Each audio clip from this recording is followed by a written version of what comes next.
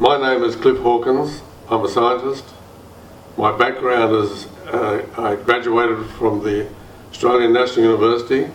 I did a PhD in medical chemistry at the John Curtin School of Medical Research, and then I was awarded a Doctor of Science some years later for my research in chemistry. I'm not a medico, I'm a scientist, and my interest is in food.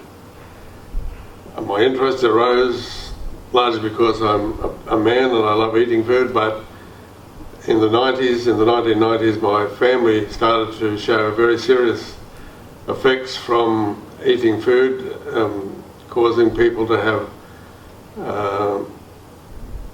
allergies to food like marine organisms and fennel, and my grandchildren started to show serious conditions such as having fits from following eating certain foods, and it was necessary for me to change what I was doing in my life from being a scientist and being in charge of universities to trying to work out what was wrong with my own family, and having worked out what's wrong with my own family to try and see how we might be able to help mankind in dealing with food.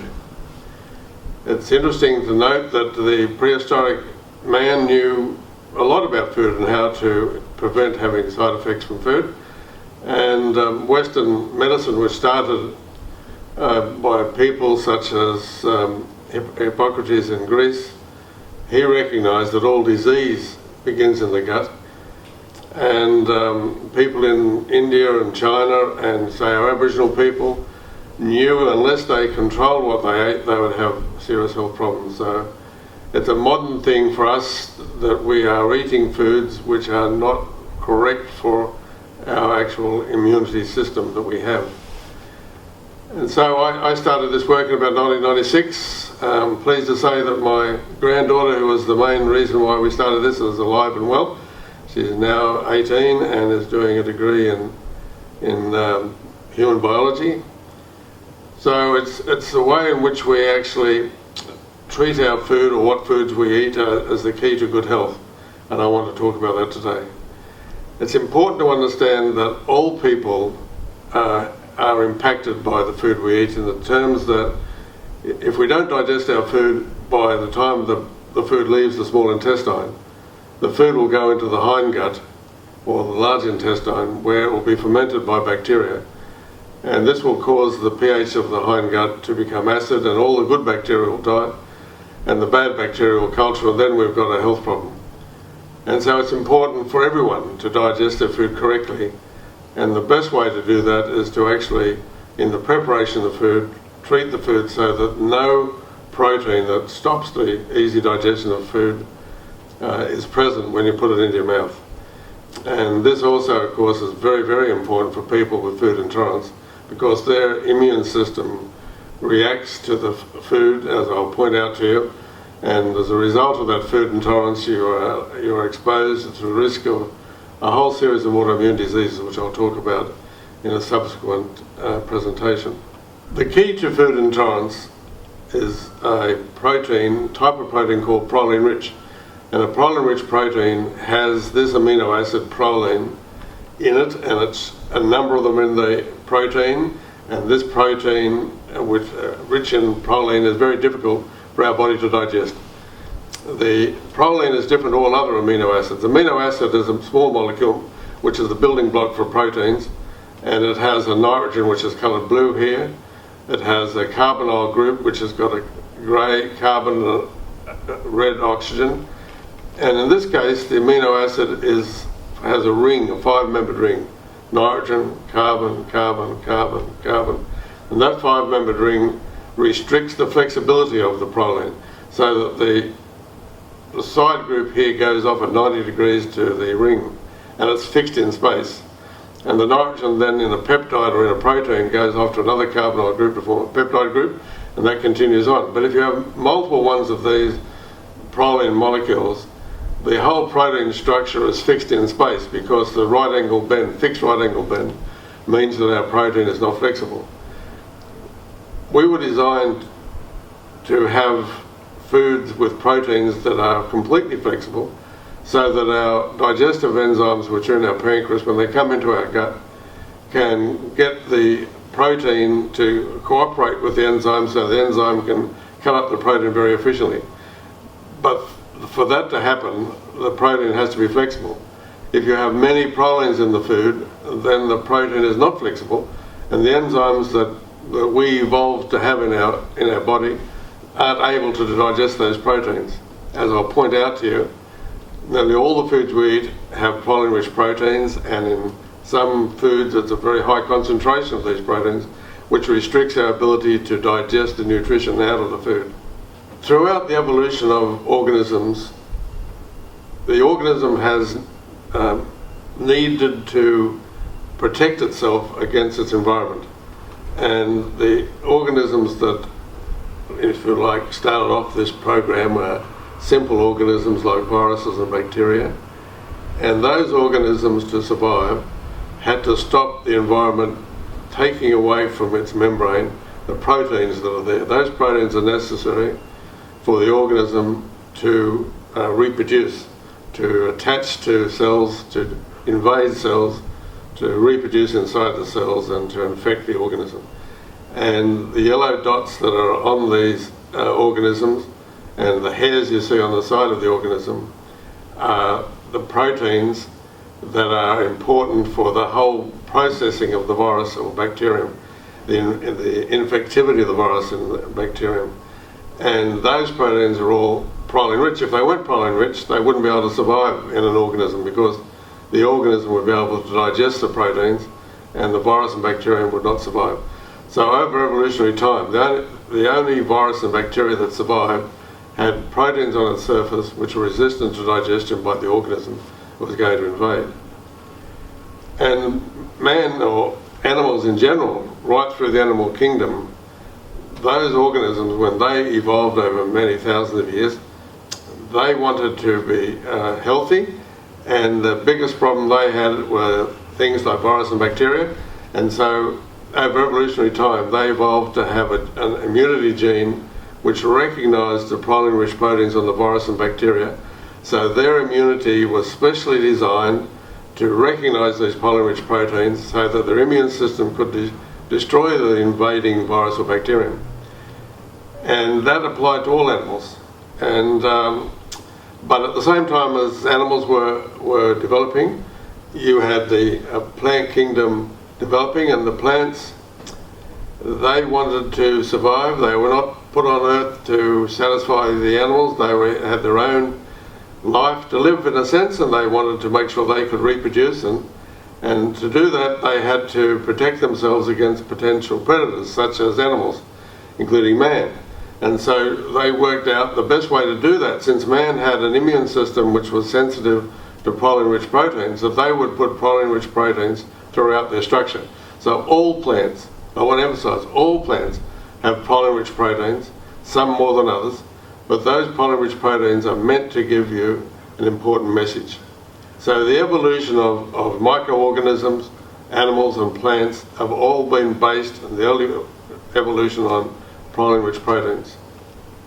Now, plants with their protein-rich proteins are there to give two messages to animals. The first message that the animal, the plant gives to the animal is, do not eat me as I'm bad for your health. Now it's a message which is given by the smell and by the taste, and prehistoric man was able to analyze any plant to work out whether it was going to hurt them or not. And so there was so-called paleo diet, as a diet where you have very limited plant food in the diet. And our Aboriginal people in Australia, for example, they were just a perfect example before white man came along with their wheat flour and with alcohol. Those people, especially the women in the family groups, were able to go out and select which plants were safe to eat and which plants were not safe to eat. And so they had a very limited plant diet. They relied on meat, game meat, and on fish, marine organisms, as their main nutrition source. So the plant was telling these people, do not eat me, and they didn't eat them. But modern man doesn't hear that message very clearly, and they eat things which are obviously not good for them. The second message which plants give us is that The plant is saying, my nutrition is not available to you. And it's an important message they're trying to tell you.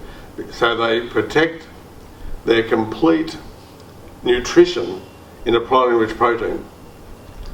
Now remember, I've said to you that the human digestive enzymes cannot digest protein-rich proteins. So the pancreas is putting out enzymes that can't digest protein-rich proteins.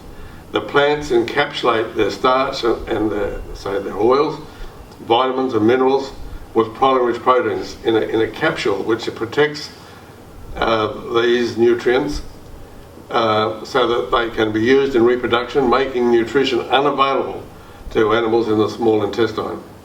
If it goes through, the food goes through the large intestine, the bacterial population in the large intestine can ferment some of these nutrients and cause serious problems in the large intestine.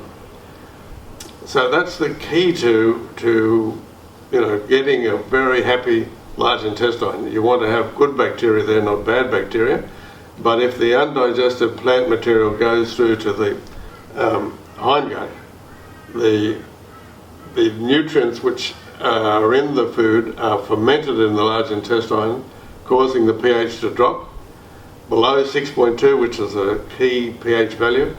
And below that pH value, good bacteria die off and bad bacteria flourish. So it's an important thing that you make sure you digest your food before it leaves the small intestine and goes into the large intestine. The plant protein-rich proteins cause the immune system of people who are food intolerant to be hypersensitized, and that is the cause of a whole range of conditions which we call autoimmune conditions. I wanted us to go through an analysis of what type of people are subject to food intolerance. It's really related to your ancestral genes. And I'm not talking just about humans, I'm talking about all animals. Animals evolved initially to have, the majority of them would have this gene which is sensitive to protein-rich proteins. Over evolutionary time, of course, there have been changes to the population of people with that gene and without that gene. But today in Australia, we have more than 30% of the people with this gene, which is called human leukocyte antigen DQ2 or DQ8. And there's some people have a little variation like DQ3 or DQ9. But these people pass on this gene 100% to their children, and so it spreads around the population, and that gene recognizes protein-rich proteins. Initially it was to do with virus and bacteria, but now it recognizes it in milk and in plant-based foods, and as well as on the membranes of virus and bacteria. So if you have this gene, you have the potential to have serious autoimmune diseases, and that includes, as I'll point out, many very fatal autoimmune diseases, but it is a good gene to have because you are protected against virus and bacteria once your gene has been turned on. Now your gene, this particular gene, your immunity gene, gets turned on. It could be in utero, and then when you come out of the uterus, you are born a chemist. I'm a chemist, and I like to tell you this story that all children are born chemists, and they can use their innate chemistry to work out what is good for them, what's bad for them. If they emerge out of the uterus with their gene turned on, they recognize that the mother's milk has casein in it, which is a protein-rich protein, and so they don't want to latch onto the mother. If they come out of the womb without their gene turned on, then of course the mother's milk is the most perfect food, and they recognize that and will drink it, will latch on well. But if they come out of the womb with the gene turned on, there is a serious health problem with that child, and we'll talk about that at some length. Most of us have had our gene turned on by stress. If a very stressful situation, even stressed by exercising too much.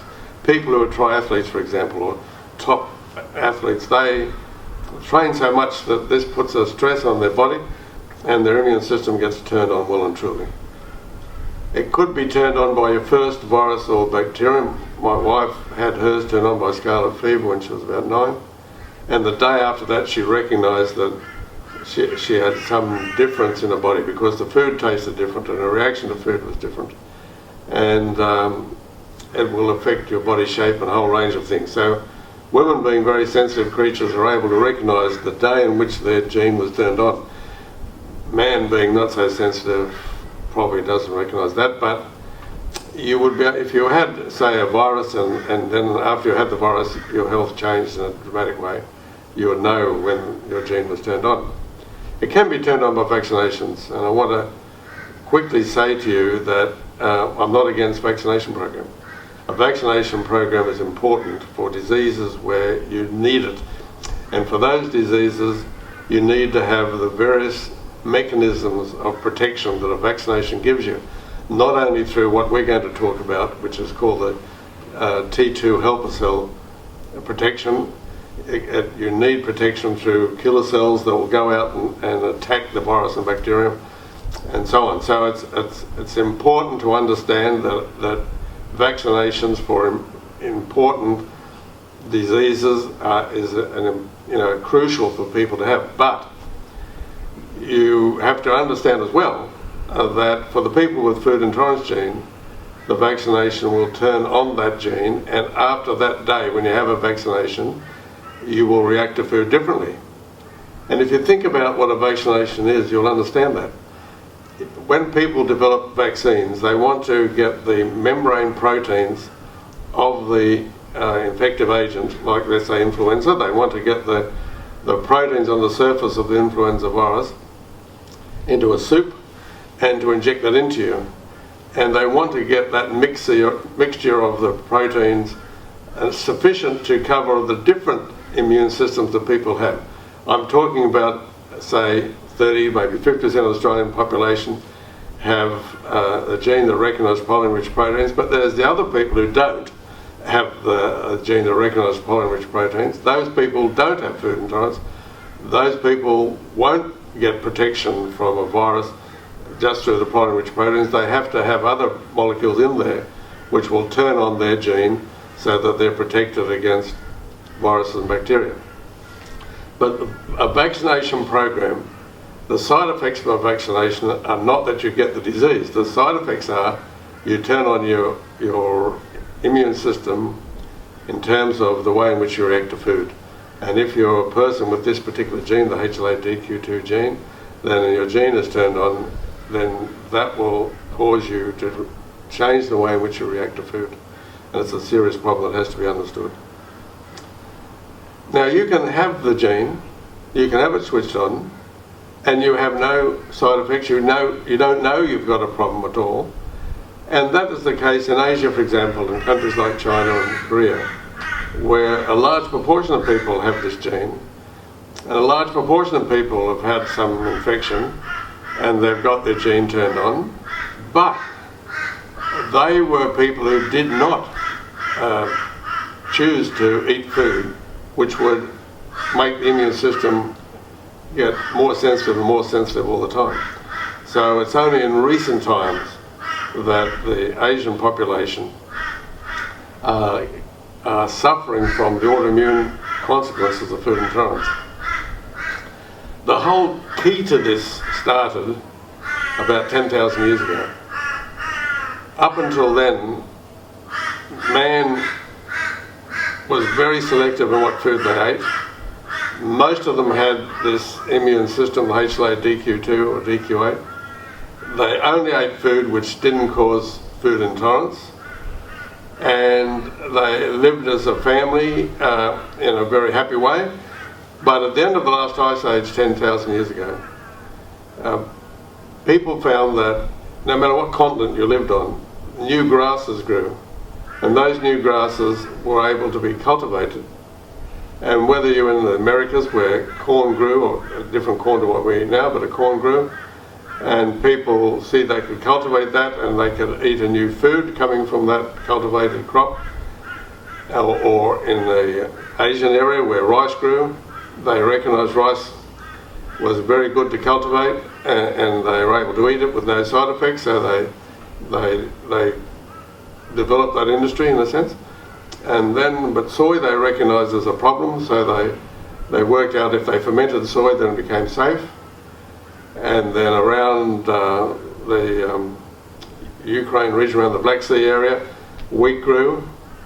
And wheat grew in that part of the world and in parts of Africa and so on. The Africans worked out that if you fermented the wheat, then you could make a flour which was safe for them to eat.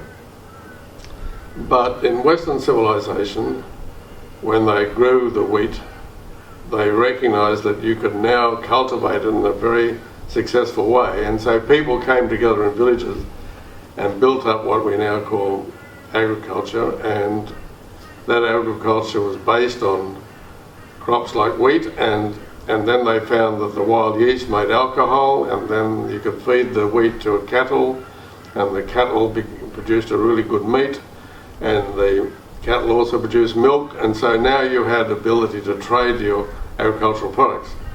So agriculture and agribusiness as an economic way of life dominated what happened before. Before it was all based on what's good for us and what's not good for us. Now it's based on how much money we can make from cultivating these crops and selling the products. Now that happened across Europe. Of course, they didn't go east because east had a very successful rice crop. So the wheat industry went westward across Europe, but there were tribes across Europe who just didn't want to change their way. They didn't want to raise these crops. They recognised that those crops were not good for their health. And so especially the Celtic tribes, which were inhabiting large parts of Europe, and not only just where we find the Celtic people now, but in those days, 10,000 years ago, the Celtic tribes were across right into Asia Minor, into Anatolia, for example. And they just resisted growing these crops. They recognised having cattle as a domesticated cattle was worthwhile, but they didn't want to grow these crops. And so for many thousands of years, the Celtic people did not eat wheat or any cereal as a staple part of their diet. And eventually they were forced back out of Europe and went into the British Isles, and you had the other people with the gene up in Scandinavia. They were similar to the Celtic people. They didn't eat wheat or any other cereal. And so you had people who kept the gene. They didn't die off.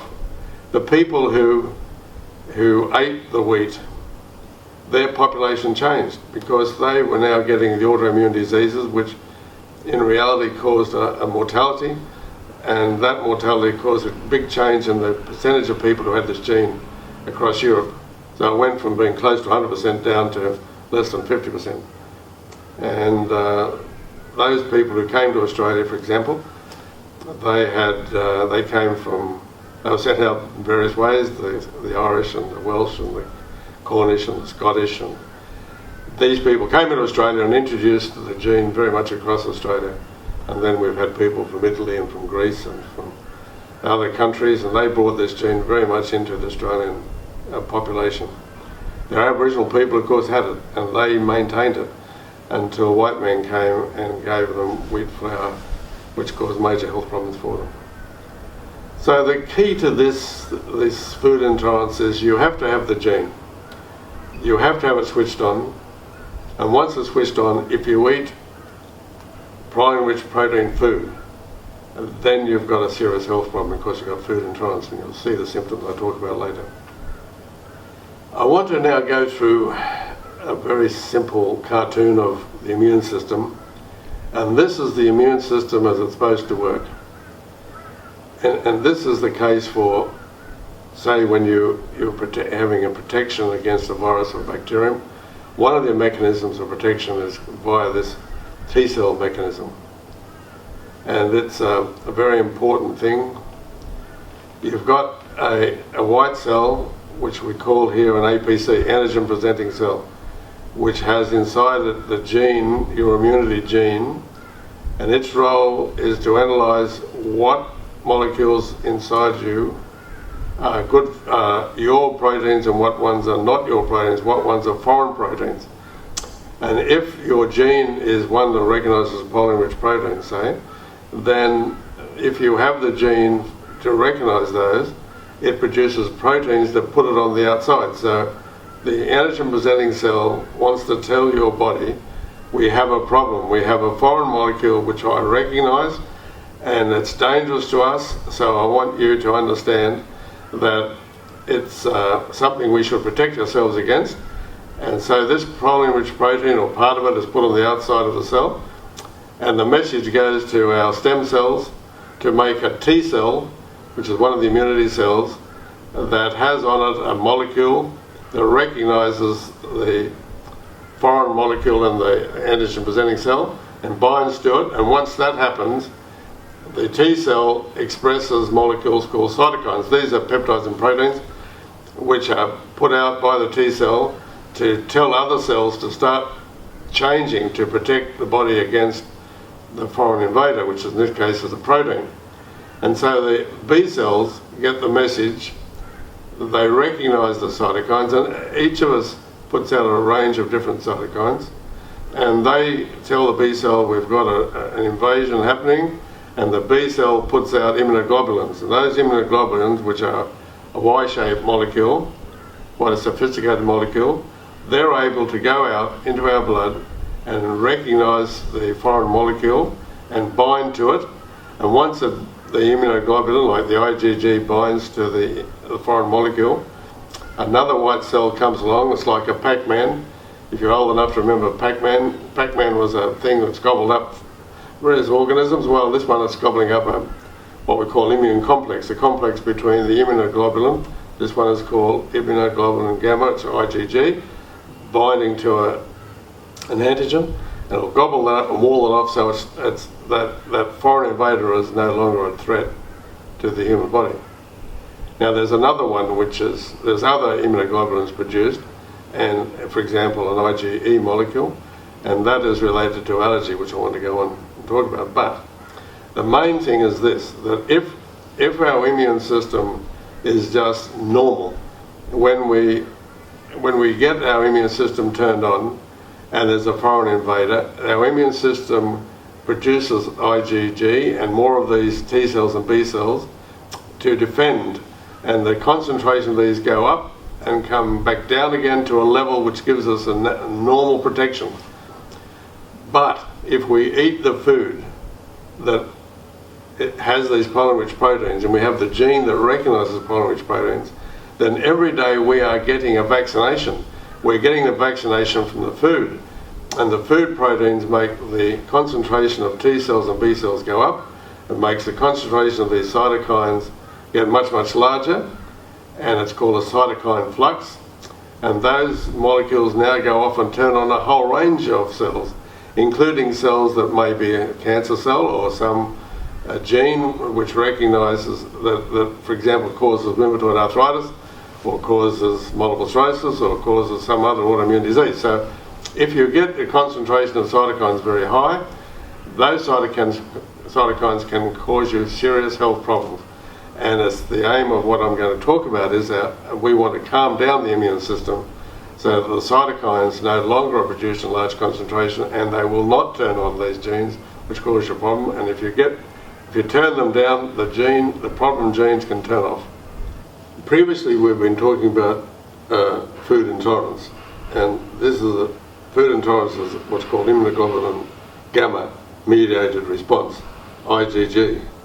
Here we're talking now about allergy, and allergy is mediated by the epsilon immunoglobulin, and it functions completely differently. But again, the molecule involved in allergy is usually a proline-rich protein. It could have a carbohydrate at one end, but it has to have two different groupings on the allergen, on the molecule. That's the problem, a foreign molecule which is a problem.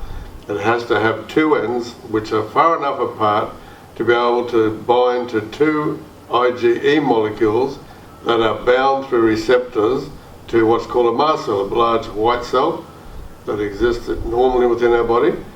And these IgE, if you produce them because of that immune response we talked about before, those IgE molecules can bind to a mast cell, and the allergen can span these two and bind to these two and it sort of squeezes the surface of the mast cell, and the mast cell then puts out a series of molecules like histamine. You've heard of histamine.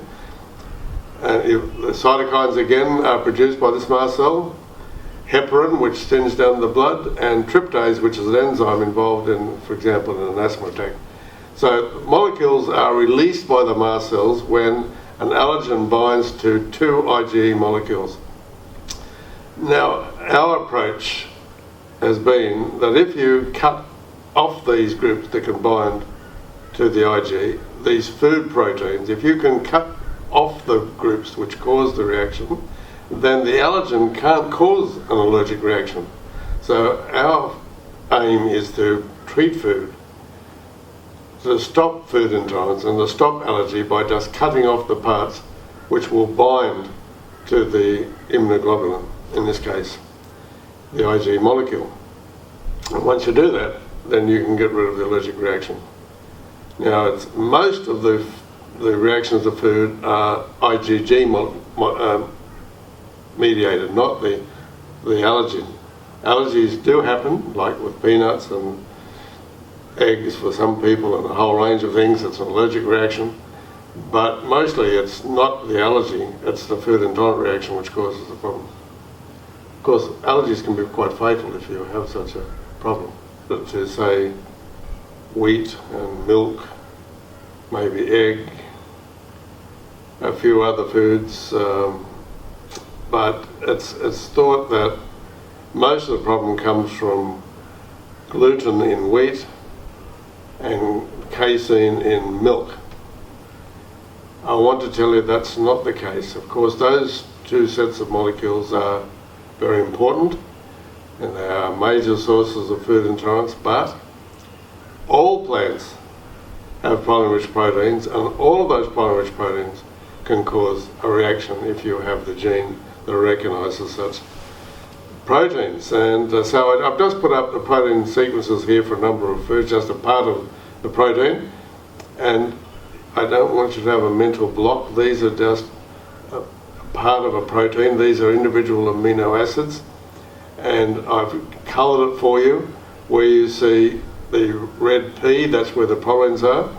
Where you see the yellow highlight, that is the part that is dangerous for your immune system, and it happens to be the part where the products that we develop are able to cleave. So there is the two things you're looking for are the red proteins, in a sense, the P's, and there where you see the yellow highlights, they're the problem areas, but that's the area where we can break it up and get rid of the problem. But if you look at, say, wheat, you see this Q is glutamine, and then P is proline, F is phenylalanine. So these are individual amino acids. P is proline, proline, glutamine, glutamine, proline, the tyrosine, proline, glutamine, proline. So these is just a sequence in one of the gluten proteins.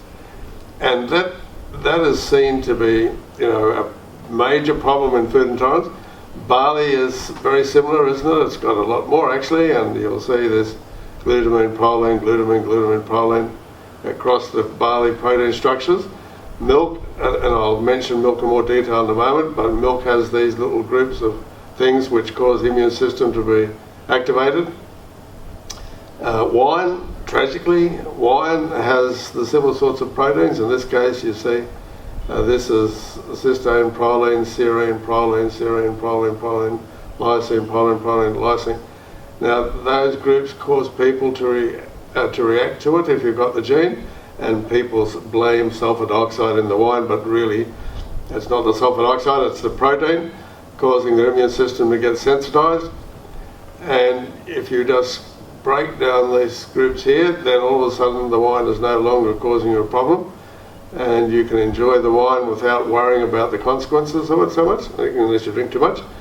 But that's a very important thing to understand, that the role of this in wine, the grape is a plant, isn't it? And the plant actually produces protein-rich proteins to protect itself, and the grape also produces tannins, and those tannins bind to the bottom of the proline. Remember, proline has that flat surface, and that flat surface binds to tannins. And in wine, you'll recognise a tannic wine because it's harsh on your palate. But if you break down the protein-rich protein, all of a sudden that tannin drops out and it's no longer harsh. You just completely change the quality of the wine. And it's interesting when the winemakers fine their wine. They call it fine their wine. They actually commonly put into their wine milk. And they put into the wine a little bit of milk or a little bit of gluten or a little bit of egg or something, because the protein-rich proteins in those things will replace the natural grape protein-rich proteins in binding to the tannin, and they'll get the tannin to drop out. So they refine or fine their wine by using a protein-rich protein. And you do that yourself when you put milk in your cup of tea. In cup of tea you have protein-rich proteins and they bind to tannins, and so you put a milk protein in because that milk protein has a lot more protein-rich proteins. That milk that you add has protein-rich proteins, and they bind to the tannin and separate away from the natural protein-rich protein in the tea. And the tea becomes less tannic. Your tea is, more pleasant to drink. But you can get rid of the problem by simply breaking down the protein-rich protein in tea as well. But then you look at carrot. I mean, these days people make all sorts of drinks with carrots, and they believe it's such a nutritious thing to have. But look at the sequence here. It's nearly all yellow. It's all bad for you. It's all non-digestible. It will all give people with food intolerance a major reaction. And it's just something that you can cut up if you're able to digest it and make it a nutritious drink or nutritious food. But if you don't do that, it's certainly not a nutritious food. And the same with tomatoes. And you know that tomatoes is acidic to the taste. It's telling you it's not good for you. And except for the people who sort of grew up with tomatoes. The Italians know how to grow a tomato so that the proteins are broken down before you eat it. But onion, onion's not good for you. I mean, everyone knows that. You react to an onion. Lentils, the people from the Middle East know how to prepare a lentil. They condition a lentil so that the proteins are broken down during the preparation of the lentil or chickpea. Capsicum, here's another one which is very common. And look at that protein. It's non-digestible. You'll get no nutrition out of that capsicum. It's not a good food unless you break that down, and then of course it is a good food. Grapefruit. Grapefruit's bitter. And it's bitter because of these proteins. But if you break down this grouping here, all of a sudden the grapefruit becomes sweet. You don't have to have sugar to a grapefruit. You just break down that protein, easily break it down, and now the grapefruit becomes very palatable to eat. Beetroot, especially in Australia, everyone loves beetroot. We put it in everything. And you can even buy in pharmacies now beetroot powder. But it's a very non-digestible protein, and it is encapsulating all the nutrition, so you're not getting all the nutrition a beetroot has. Same with asparagus, same with soy, unfortunately same with peanuts. But one of the things I want to mention here, peanut has allergic reactions to some people, and that allergic reaction comes from 5 different proteins. One of those proteins is in all plants. All plants. In fact, we actually produce that protein too. It's called profilin. In a peanut, it's called ARAH5, and that ARAH5 causes some people, about 10% of the people with a peanut allergy, to have a serious anaphylactic reaction. But that's in all plants. And so people with a peanut allergy will react to a whole range of plants and think it's a contamination of a peanut. But those proteins can easily be broken down, and if you get your immune system calmed right down, the chance of you having a bad reaction to the proteins is reduced.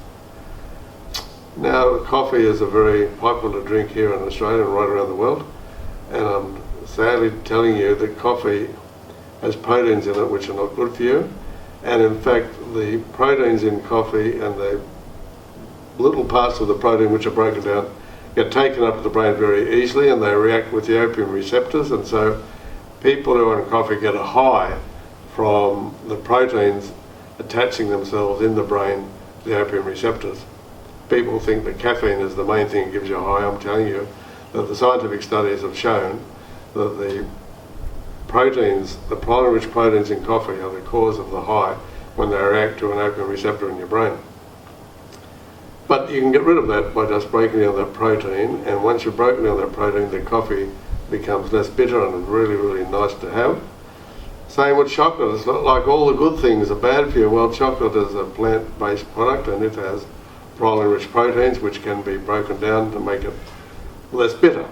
I mean, you recognise if you have a chocolate which has not got sugar and other things in, which is sort of a high cocoa-based chocolate, it is very bitter. But you can get rid of that bitterness by simply breaking down the proteins, the proline-rich proteins in the food.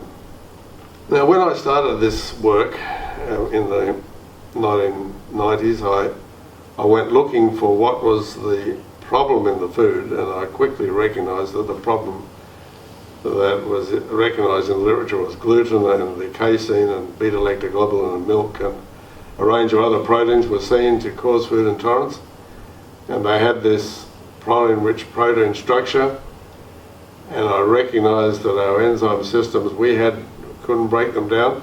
So I went looking for another food which was very rich in the enzymes that could break down proline-rich proteins. And so we looked at a whole range of agricultural crops in Queensland, and the one we selected was ginger, and by ginger I mean the whole family. And you'll see throughout I sometimes refer to ZB, which is the family name, Zingiberacea. But it's the enzyme has in its structure a gap in which the protein sits to get cut up. This enzyme is a protease, but a protease only for the part of the protein which has a proline in. It is useless as a protease to break down proteins for proteins that don't have proline-rich proteins. So it's a very selective enzyme. And it's selective because it has a gap in it, a gap where the protein sits, where you've got a 90-degree bend, and only proteins with a 90-degree bend can fit in there. And that 90-degree bend is accommodated by a proline. It sits there and bends at 90 degrees around, and so the ginger enzyme simply is able to cut up the protein in this position here, and then the thing moves around and the next proline shunts in here, and the enzyme again cuts it up, and so on. So you get this process of cutting up the proline-rich protein within the gap within the enzyme. By coincidence, the gap is just the same as in your gene that recognises proline-rich proteins. The gene, the HLA-DQ2 gene, has a gap within that gene structure of the proteins associated with that gene, which gives you this 90-degree bend, and the proteins can sit in there. So the enzyme that we found, which was the most successful for what we wanted to do, was one that had the same sort of structure within it as the gene that recognised the proline-rich proteins. I want to mention to you that we don't just use culinary ginger in our preparations. We use the culinary ginger plus turmeric plus galangal. And those three have a set of enzymes which are capable of breaking down all the proline-rich proteins in the foods that we've experienced. Now I just want to focus on milk and on gluten because they are seen as the most important proteins for food intolerance. And there's a focus these days on milk, the A2 and A1 milk. You will see it on the TV screen all the time. The TV screen shows us a farmer standing next to his often a Jersey cow or a cow which produces milk with the A2 beta casein, and he tells you that his milk is healthier for you. Well, it's healthier in one way, but it puts one more proline into the structure of the beta casein. A1 milk, which is seen to be not as good as A2 milk, has got a histidine H at the same spot as the A2 milk has a P, a proline. Can you see that little group there is the same except for this amino acid? So in A2 milk you put an extra proline, so it's less digestible than A1 milk. But the reason why they think it's better is that this little peptide can be broken off and go to your brain if you have certain autoimmune situations, and in the brain can cause the brain inflammation.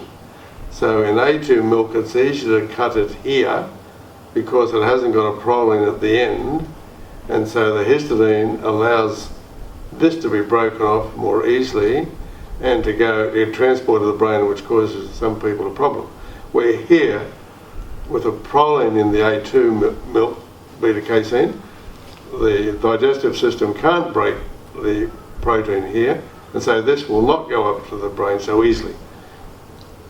But if you in fact digest the beta-casein by cutting the protein through here, or where the yellow is, if you break it all up, you don't have to worry whether it's A2 or A1 milk, because the end result of breaking down the caseins is that all the protein is digestible. There's no part which is non-digestible.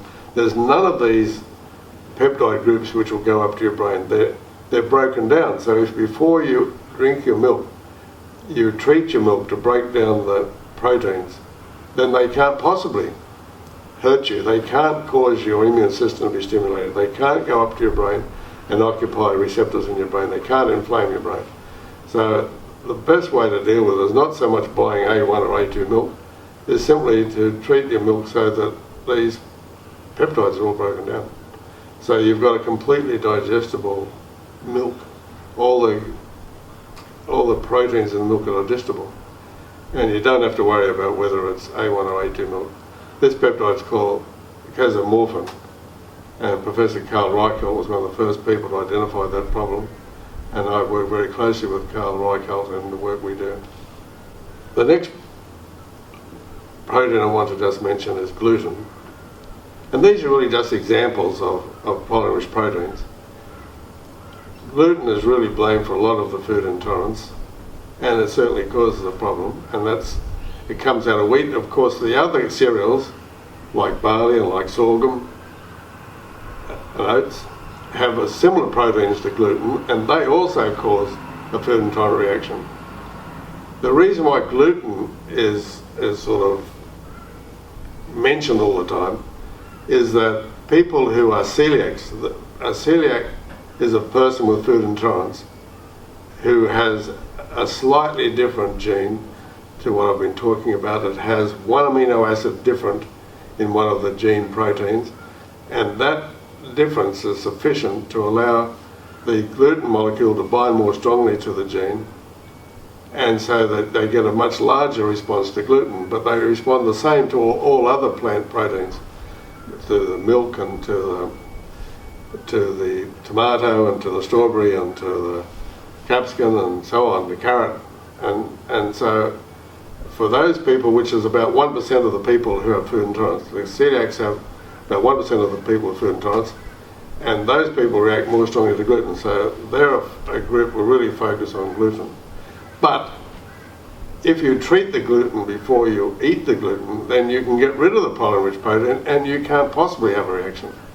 So this is an experiment we've done and you can do easily. If you look at the wheat proteins, and we're separating out the gluten proteins, and this is on a gel. The black part is a gel. It's really not black, I've just coloured it black. It's a clear gel in which we put the proteins we've extracted from wheat down the gel so they separate depending on the molecular weight. At the top we have the high molecular weight proteins, and as they come down they get smaller molecular weights, and these are the individual proteins that are called gluten proteins, and I've identified them over here. The high molecular weight glutenin, the gliadins are here and here, and the low molecular weight glutens are in the middle. They are the proteins that cause you to have food intolerance when you eat wheat. Now, if I treat that with an enzyme like a ginger enzyme, over time, those enzymes will just break down the gluten structure. So this is showing the gluten being broken down. So if, for example, you're going to make a dough and you mix the enzyme in the water, say, when you put it in with the flour, then over a short period of time you will see these proteins just being broken down. They'll get less intense, and you'll see larger concentrations of small molecular weight fragments, and then with time you'll see less and less of these molecules until eventually there are none of them, and the small molecular weight ones build up, and then eventually they disappear too. So that over a period of time, when you're making your dough, say for making bread, you'll see these gluten proteins breaking down. So by the time you cook your bread, the gluten proteins are completely broken down in terms of the proline structure, not in terms of the overall three-dimensional structure of the gluten, in the sense that they have this structure which is related to the cysteine amino acid in the gluten. But in terms of the proline peptides are all broken down.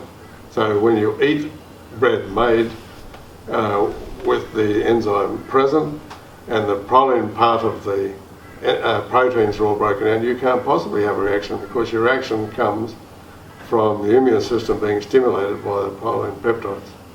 In 1996 roughly, and we started to make these products based on ginger, and my family make them. I'm just an ancient scientist, but my family set about making these products. And there are basically three products. There's Digest Easy, which is an extract, an aqueous extract, containing the enzymes, a small amount of the spice, which will vary from year to year as the spices change from year to year. But that enzyme is in there at a set concentration, standardized concentration, which was able to break down all these poly-rich proteins if you follow the instructions on our website. And the other products we make, one's called Relief, and that is the straight ginger and powder, dry powder, the three gingers we use. And that powder contains a large concentration of the enzyme, much, much, much higher than what you would get if you buy a ginger powder from the supermarket. It's we standardised that at 12,000 units per gram, where in the supermarket you would probably get somewhere not in the thousands, you'd get it like 3 or 8 units per gram. And this one is Bakeaid, which we developed with putting our ginger with rice flour, so we could reduce down the activity of the Relief to a level where we could measure it accurately and mix it with flour, so you could actually sieve it through the flour and then use that sieved flour to make biscuits, for example, or bread or cakes or whatever. But if you use the Relief at such a small amount you're using that you wouldn't be able to put it throughout the whole flour, but Bakeaid you can put throughout the whole flour and sieve it, or you can put it in the water or any other liquid when you're making bakery products. Now at home, what we recommend is that you treat your food with one of these products. And on our website we've actually described the level of these three you use for whatever you're making.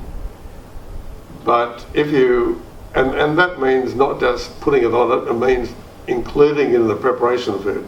So by the time you eat the food, the proteins are all digested, and all your energy of your food, all the nutrients of the food are available to be digested as it goes through the stomach and into the small intestine, and nothing goes in the large intestine or cause a problem. But if you go out, of course, and you eat food at a restaurant, even though they say it's gluten-free, it doesn't mean to say it's free of a problem, because all the other plant-based foods you're eating in your food will cause you a reaction, and often they'll call it gluten-free when they've got another cereal in there. So what we do is we take along one of our little shakers which has got Relief powder in it, and we put it into our wine, and by putting the wine I mean you put a bit of dust onto the wine, a smidgen, not a pinch. I'm talking about a bit of dust onto a glass of wine, and it completely changes the glass of wine. The colour will change, the aroma will change, the whole palate of the wine will change and make it much, much better than if you drank the wine without the ginger. But it's now safe for you to have because the protein is broken down.